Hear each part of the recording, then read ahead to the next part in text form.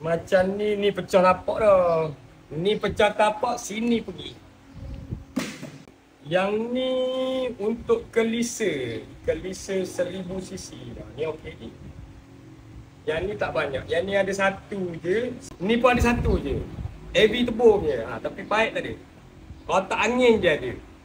Itu hari ramai sangat yang tanya pasal box filter L5 lah, L6 lah, L9 je. Kita tengok dulu ni.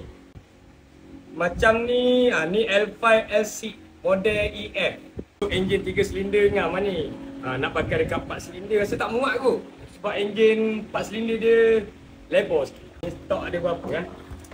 Ada 1, 2. Ada 2 je. Yang model EF ni ada 2 je. Macam yang ni model JB nampak. Ni kita rimak lah tulis L5, L6 JB 4 silinder tu. Ada 1, 2. Yang ni ada 3 je. Okay. Yang ni model L7. Model enjin macam kelisa tu, tapi yang ni untuk 660 je. Sebab dia ada macam bah gini lah, benda-benda gini ni. Benda pelik ni. Tapi kotak angin je lah ada kan.